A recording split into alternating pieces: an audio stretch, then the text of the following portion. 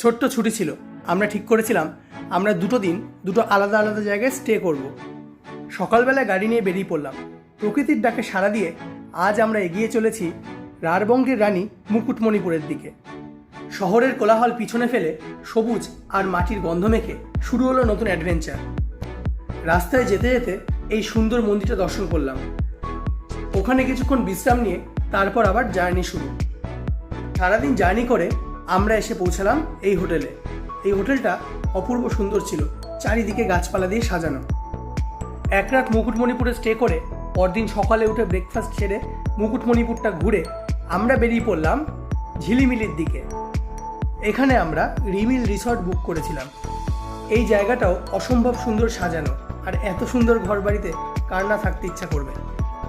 পরের ভিডিওতে দেখা হচ্ছে রিমিল রিসর্ট আর এখানকার সাইট সিন নিয়ে।